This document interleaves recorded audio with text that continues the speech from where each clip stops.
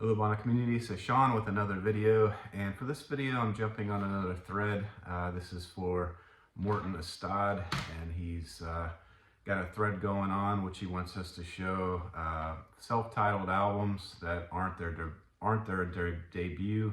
I've watched a number of VC channel videos, and I have many duplicates that I'll show first, but this is a way to shout out to those channels. So might as well show the duplicates. So I'll start with the duplicates. Morten has, of course, a great channel. I'll put the link in the description for the original video from Morten. And if you haven't subscribed to his channel, subscribe to his channel. Morten has a wealth of knowledge in the VC community, and his videos are always well procured. They're always, he advertises his videos in advance, which I think is super unique, and just a great channel. And so I'll go ahead and get started with the first one, and I'm going to go in reverse order. Originally I was going to do the ones that were new. I'm sure I missed watching some of the response videos, so the ones that I think haven't been shown are going to be shown at the end. But I'll start off with the Black Album from Metallica. And yeah, so people who watch my channel think you're not cool enough, Sean, to own a Metallica record. But I do own one, and I quite like it. I mean, I bought it mainly for my wife, but I do like Metallica from time to time. This is the self-titled, the Black Album, 5th studio album, 1991. And hold on, let me tend to my cat. Okay, this has the song Unforgiven, Nothing Else Matters, Sad But True, and Enter Sandman. First one I'll show. And did I say it's their 5th studio, 1991. Another one I'll show, it's been shown a couple times. Of course, the Metallica record, I failed to mention, it was shown by Christian from Front to Back Vinyl, and O.M.D, which is a great channel that I always watch. I showed Metallica. All right, so the Beatles, this is, of course, the White Album, and this was the 9th studio album, 1968. Their debut was in 1963, Please Me. Christian, again, showed this album, and as did Andy Ford, so there you go. And sorry if I'm missing you, if you also shown it, if you're watching this video. The great White Album from the Beatles. All right, and then the next one, Richard from Vinyl Tap House, Richard's Vinyl Tap House, Alex Beer and Vinyl. I saw show this, and this is the Genesis self-titled album, which I think I like better than Richard from Vinyl Tap House, but I think Alex from Beer and Vinyl appreciates this record. I mean, I know Richard does too, but I think we both like it better than Richard. But this is a self-titled Genesis album, and this is 12th studio album, 1983, and their first album, which is an album I'm not familiar with actually when I did the research, From Genesis to Revelation, the debut studio album in 1969. I don't think I've ever seen that shown. And the photograph on the cover originates from his one-year-old, Phil Collins' one-year-old son, shape sorter toy that was left on the carpet after he had gone to bed. And I think it's an Embryonic Robot favorite cover he mentioned once. Okay, the next one is Elton John and Christian from Front to Back Vinyl, and a new channel I subscribe to that I just discovered, 6758 PASI. Showed this second studio album, 1970. The first album was Empty Sky in 1969. So that's the next one. Of course, a nice gatefold on this album as well. So this second studio album from Elton John. And another duplicate shown by the original creator of this thread, Morten. And it's got, this is Pearl Jam, self-titled album, shown by Morten. And let's see, this one came out in 2006, the 8th studio album. Their debut, of course, came out in 10 with the album 10 in 1991.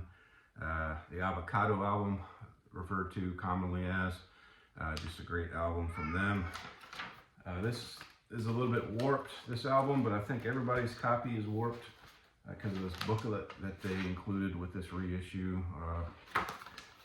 But still plays, but it's got a nice booklet on it, multi-page booklet with this album. But all right, and the next one I'll show is another one Morten showed on his original video, and that's Echo and the Bunnymen, a self-titled album from them. And one of my next videos will be A through Z, going through my collection, which will be Echo and the Bunnymen.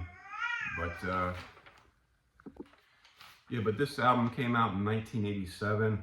Their debut, of course, was Crocodiles in 1980. So far, probably my favorite Echo and the Bunnymen record, that and Ocean Rain, probably tied around the same score. But great album from Echo and the Bunnymen, one of my favorite bands. All right, now we're getting into ones I don't think have been shown in this amazingly successful thread from Morten Estad. And it's the Swimming Pool Cues, Atlanta band, formed in Atlanta. And this one is 1984, their second studio album. The first studio album was The Deep End in 1981, formed in Atlanta. Like I said, I think I said that previously. And so moving on to the next one. All right. This is another Black album. So my second Black album that I'm showing is from Pete Yorn, although you got the P and the Y there, and extra dark black. But Pete Yorn, the great Pete Yorn.